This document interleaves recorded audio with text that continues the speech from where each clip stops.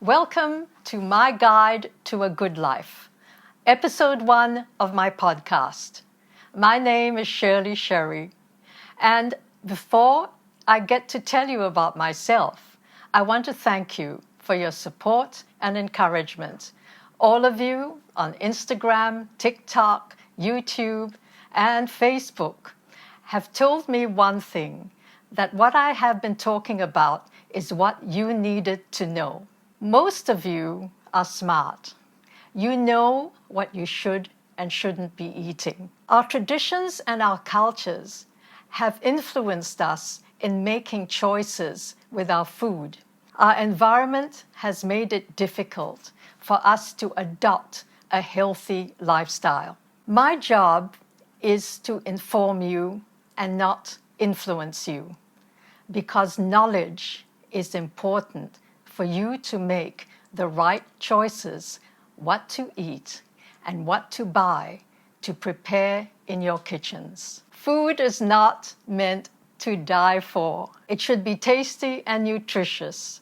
It should give you the fuel your body needs to live a long and useful life. And along the way, you will understand how I came to make the choices I have made today, and how I have, up till now, 73 and 74 this year, I have come to live a life that's fulfilling and has given me the chance to do what I've always wanted to do. There's only one thing I have difficulty with, and that's remembering what I did 5 minutes ago.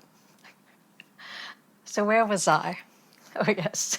I live in Sydney, Australia, happily married 44 years to a person my friends refer to as Poor Lionel. I have one child, Sam. We are very close, and often I'm referred to as silly old mother because I forget how to put the toner into my printer. I have a sister, Gloria, who is 5 years younger than I, a brother, David, 13 years younger. We were all born in Singapore, and so were our parents. My grandparents on both sides came from Iraq. My dad's mum, Rachel, was born in Baghdad, and my mother's mum, my granny Aziza, born in Basra. Both my grandfathers passed away before I was born. The 50s, 60s, and 70s in Singapore were the most blissful. Just imagine, although my parents worked, we had a cook, we had a cleaner, and our baby Ama, who was our nanny, Achai, who cared and mothered us for nearly 30 years.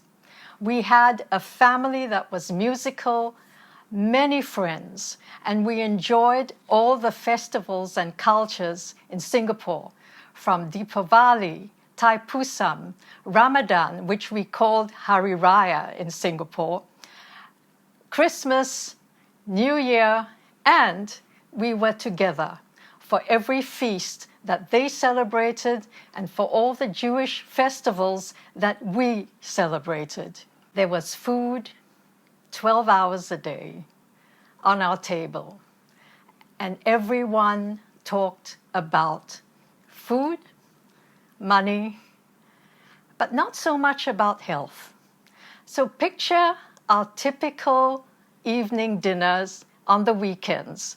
My mother's mahjong friends would come, my dad's business friends would come, and we would have basmati rice, fried rice, yellow rice, fried fish, chicken or mutton curry, stir-fried vegetables with tofu, lots of chilies. Now, in the middle of the table was a bottle of my mum's anti-acid pills. I didn't know why they were there. As I was getting older, I realized what was happening. You see, soon after dinner, when everyone would have had 2 or 3 helpings, the women would go to the mahjong table, the men would sit in the lounge, and some of them would be falling asleep and snoring on their chairs. I would go into my mom's room, listen to music, and read a book. Now, my mom's room had a bathroom. And after we had dessert, which was half an hour after dinner, and everyone would have their sago pudding, slices of orange and watermelon, I would see the women first walking to the bathroom and taking turns. Now, I was sitting there and listening to these odd sounds coming out of the toilet. I didn't know what they were. And later, I asked my mom, "Mom, what's happening? Why is this always happening after we eat?" She said, "Oh, it's nothing. It's just wind." Now, "it's just wind" was the excuse everyone gave after they had these meals. And I, as well, suffered from gastritis from the time I was 13. It was an uncomfortable feeling immediately after I had watermelon after this big meal. And there, my mom's anti-acid pills came in handy. Everyone had one. And that was more or less the thing to do and the thing to have every day.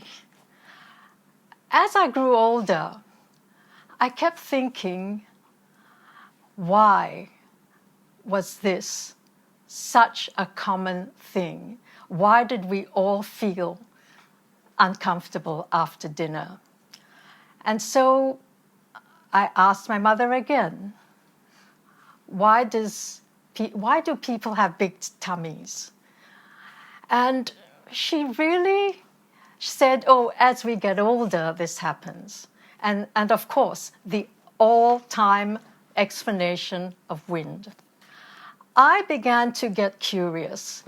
I did not want to be like any of my friends and family who were growing older, suffering such health problems. And as they got older, these health problems became quite chronic. It was either high blood pressure, heart trouble, diabetes, and the common thread was that they were getting overweight. So let me take you now to the 70s. I was nearly 20 then. And that was the time I began to get interested in health. Luckily, my mother was a hypochondriac. She had the utmost belief in vitamins. And in Singapore, it was the thing to always get your supplements. Vitamin C, she said, would break down the fats. Vitamin A if you had weak lungs. Calcium because we didn't have fresh milk in Singapore. And the cheese wasn't fresh, it was more or less processed. So calcium, I guess, was important. For women who were getting their periods, it was iron. And there was so much that we were told that could help us with different problems. And to give you an example, if you didn't get your period, you took pineapple. Now, I have no idea why, but this was what people did. People turned to supplements without a clue as what they were actually eating was causing the problem. As well as that, no one exercised. We walked from the car, which was driven by a chauffeur, to the shops. We hardly did any walking except to walk around the supermarkets or department stores.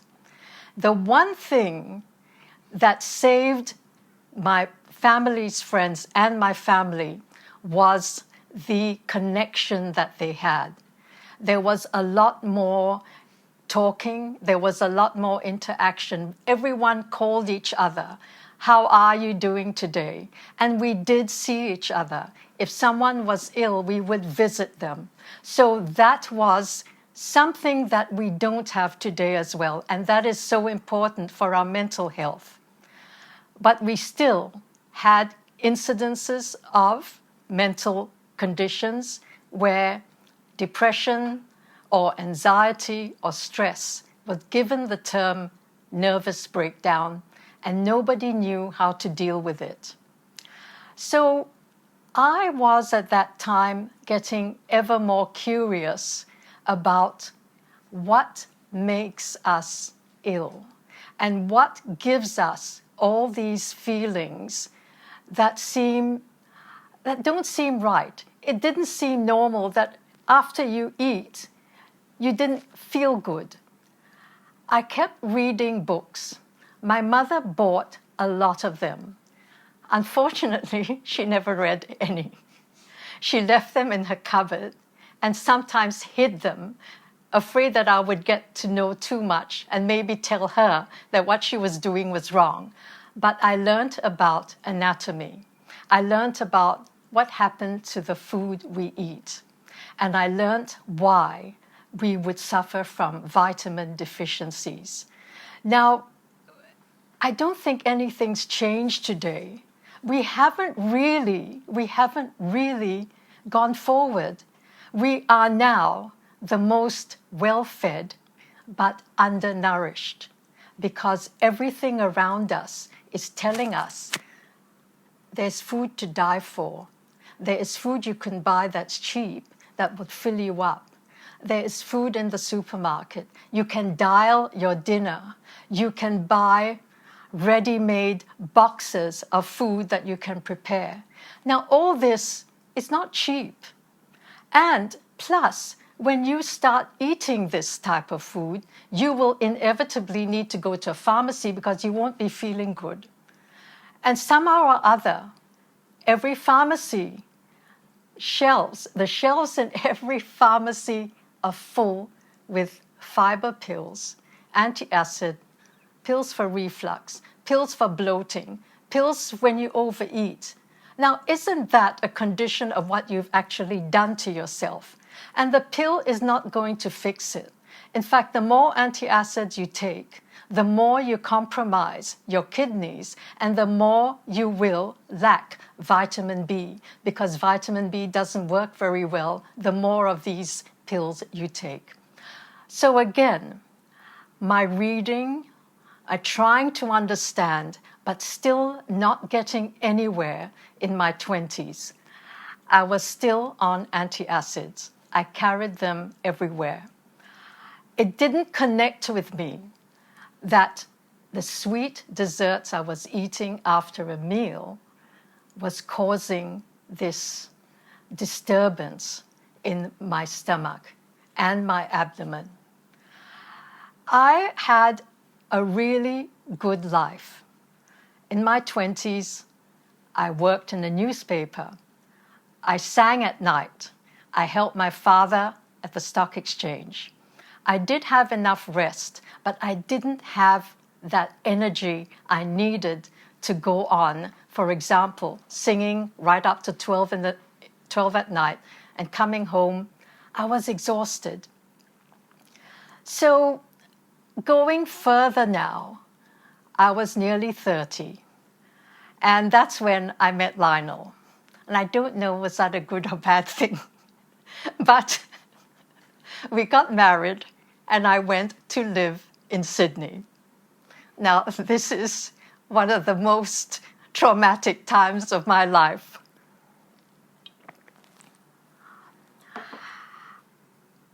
I left Singapore with well-wishing family and friends, very worried because in all the years of eating, with all the lovely cooks we had, I never learned to cook. In fact, I thought I was so smart that cooking was beneath me. And reluctantly, I would go to my aunt and my granny with my notebook and look at what they were cooking and write it down. And I took a few books of recipes with me to Sydney. And when I went home with Lionel and I looked at the kitchen, I said, oh God, how am I going to do this? I miss my cooks. I miss my rice. And I think, I wasn't born with a silver spoon in my mouth. I was born with a spoon of rice in my mouth because I loved rice. And I know I ate too much of it. So what I did was this. Lionel knew how to make rice and I didn't. So he taught me. I made a pot of rice. And that was the time I just went to work. So the rice is done. I would stop by and get some takeaway Asian food, and we'll have that for our dinner. And this went on for maybe 2 or 3 weeks.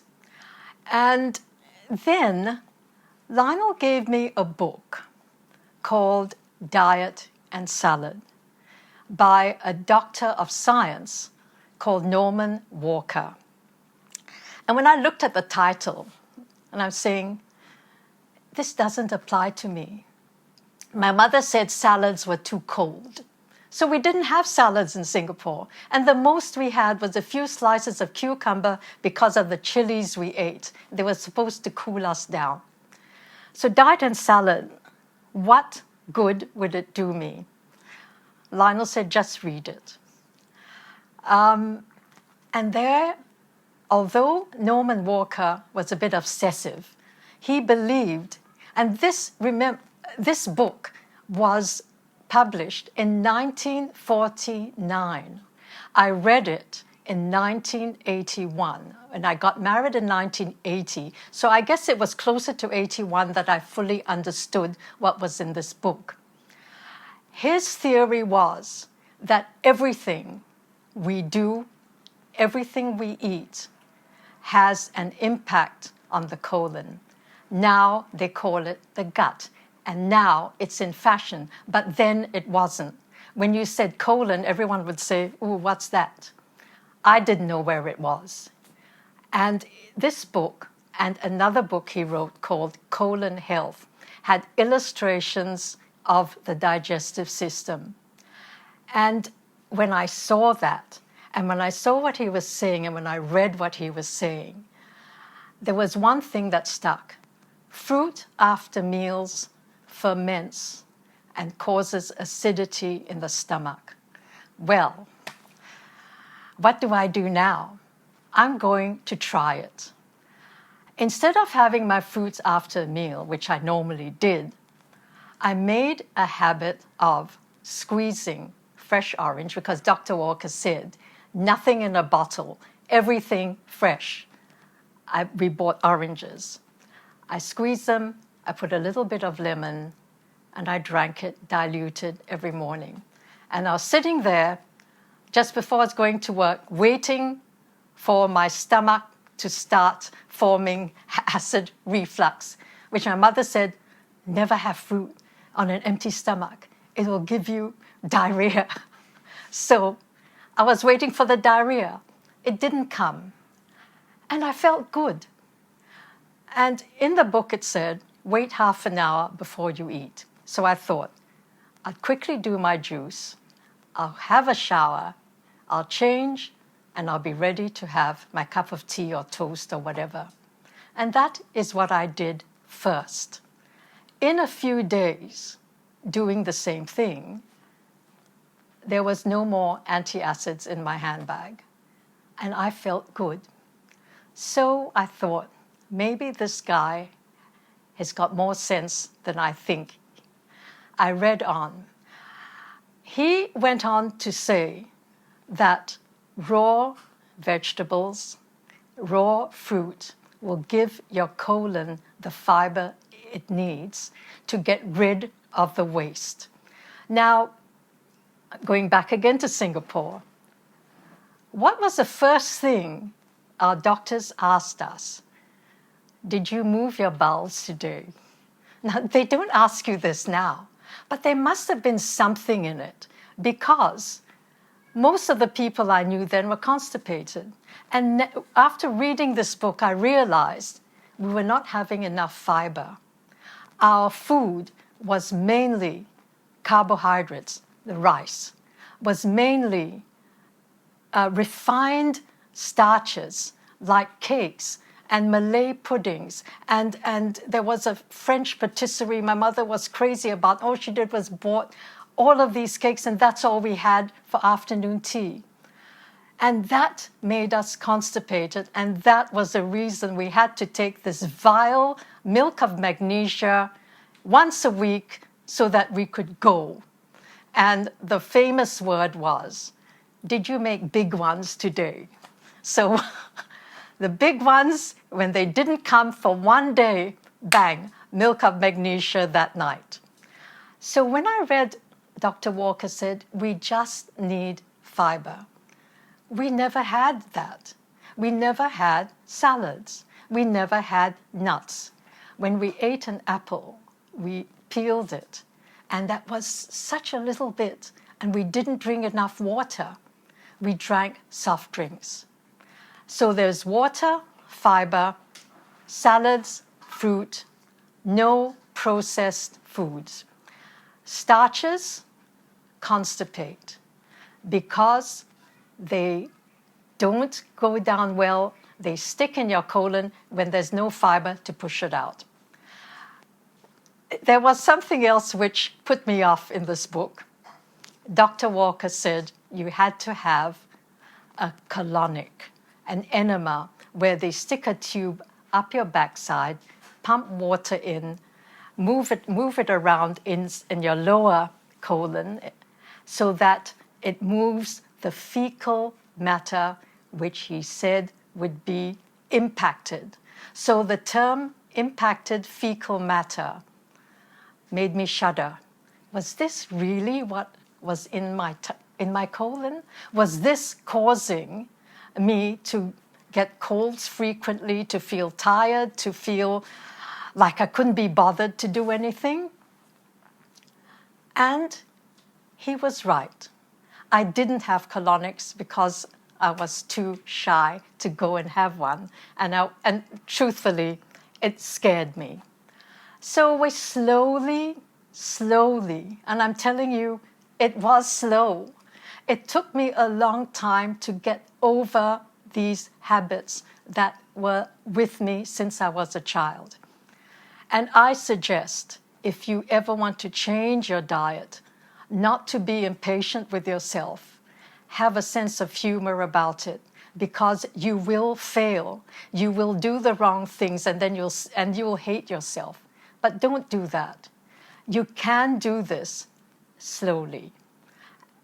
Take my advice, and I'll tell you, the easiest thing for you to do is to introduce something fresh in your kitchen to have in the morning. Now I have modified my diet to a point where I get the 5 critical elements of food that a human body needs. That's protein, fats, carbohydrates, sodium, and calcium. Calcium covers the umbrella of minerals like iron and magnesium, potassium, etc. Sodium is salt, and the fats come from cream or butter or the meats that you have. Because this is one thing you have to be alerted to. If you are deficient in protein, for example, you will reach for salty things. If you're deficient in carbs, you will reach for things that are fried. And if you're deficient in salt, which is quite dangerous, obviously you'd want to eat meat because meat is a salty part of our diet. When I carefully looked at what I was eating, I took it in small amounts. For example, I would have meat, not a lot of it, once or twice a week. Chicken, once or twice a week. I would cook beans like chickpeas or lentils and brown rice. I would have eggs. And this really doesn't come quickly. If you think is what you are buying today fit to be on your table for dinner, and what's not fit, let me tell you. Very slowly, I took away the soft drinks. Very slowly, I removed all biscuits. I chose not to have white refined bread, though really in the 80s and 90s, we didn't get these lovely bakers that would make beautiful rye and whole grain and sourdoughs and Turkish. We had what was there at the supermarket. But I made the best of it. And then I took away the cans of vegetables that I relied on, like beetroot, okra, pickled cucumbers were full of salt. I threw away all my cereals. Well, not really threw it away. I gave it to someone who loved cereals. I bought rolled oats. And then over the last few years, I added multigrain and steel-cut oats to the mix. And just to give it a bit of variety. So really, what you like to eat, I think the important thing is write down what you would like to eat, and then go out to the supermarket and have a look at what you can buy. Also, have a look at the labels. Look at what's on them. Would you have these chemicals, preservatives, flavorings, emulsifiers in your pantry? Would you have them to cook with? You don't. You only need the basic ingredients, and I'm hoping I will be able to cook some meals for you. Garlic, ginger, soy sauce, curry powder, garam masala, cumin, paprika. You choose what your culture or tradition has told you or has given you to make healthy or tasty food. It doesn't have to be to die for. It has to be tasty.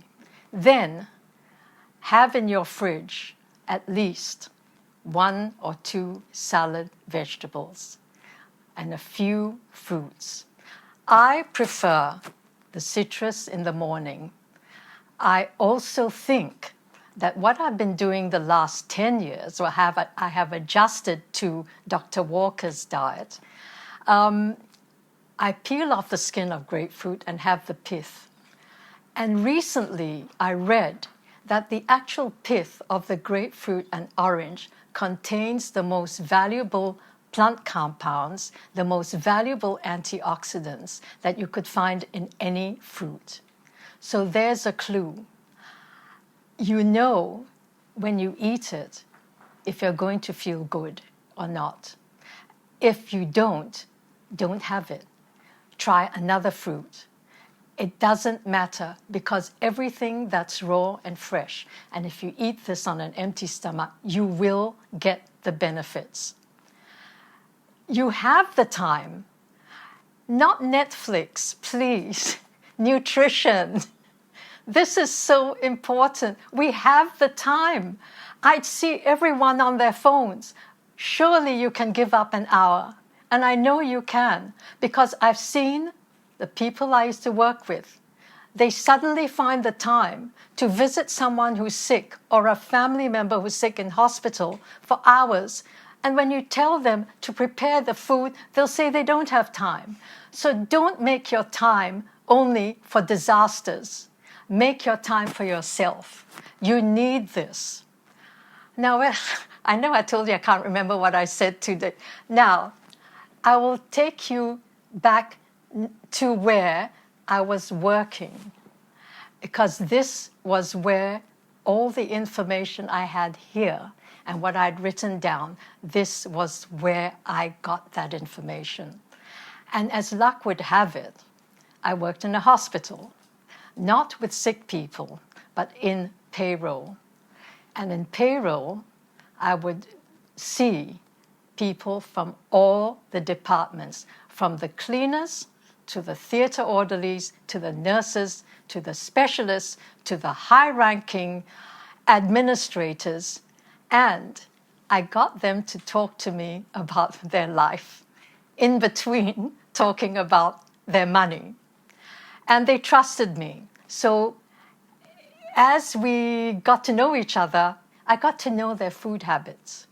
And everyone had the same thing to say, that their parents or their families were suffering from chronic diseases, and they had problems with trying to keep their weight down. And really, I do tell them what I think they should eat. I do tell them, read this book, but not many will, and not many did.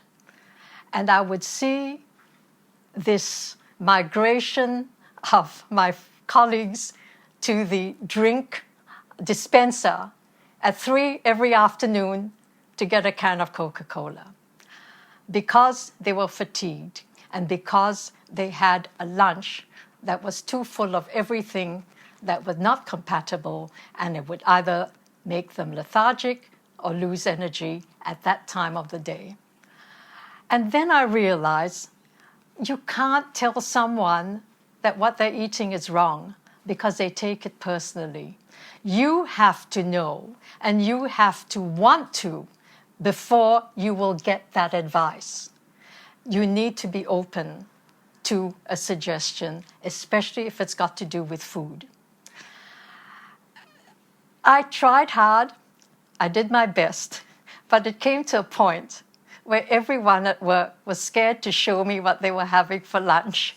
So when they went to the kitchen, they covered their food up and quickly took it to their desk, because I was at the front desk watching all of this, and I really knew what was happening.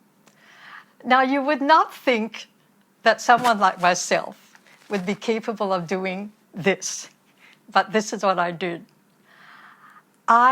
We have a bath, of course, we have a bathroom, and we had a lot of people working. The bathroom was used a lot.